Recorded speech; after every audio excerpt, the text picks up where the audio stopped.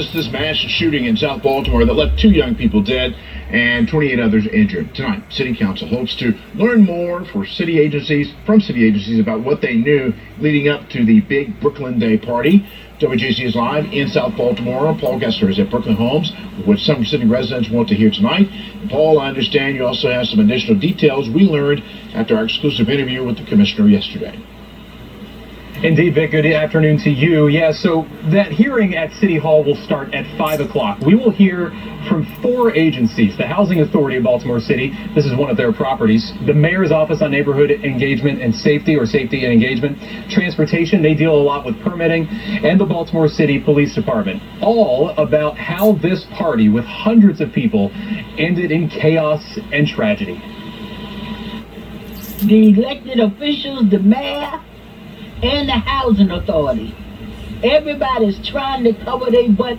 Longtime public housing resident and advocate Annie Chambers says there are plenty of people to answer for the lack of security at the annual Brooklyn Day celebration. They said over 1,000 people was at this block party and no policeman came.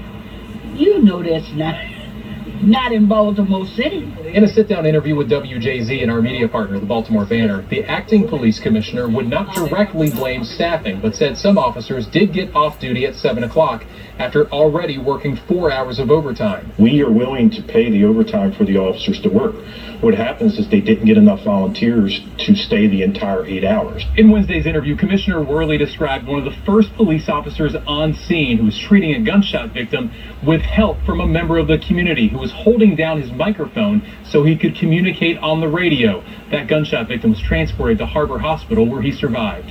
Worley says the department is working on an after-action report on its response and hopes to have it completed in the coming weeks. Who knew what they did once they found out, and what was done? What was the result of what they've done? The commissioner said that report could lead to disciplinary action. Police brass are not the only ones with questions from city lawmakers and residents. The city's housing authority, which runs Brooklyn Homes, says they didn't know about the party and no staffers were on site during it.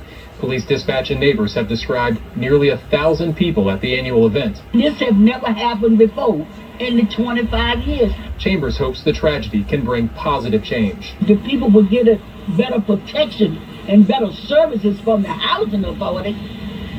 That's what I would like to see.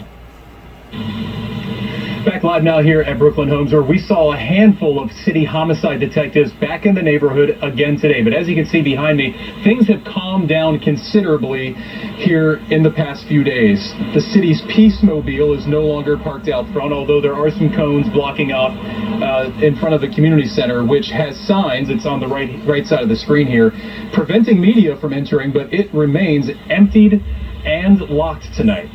For now, reporting at Brooklyn Homes live at 4, I'm Paul Gessler for WJZ.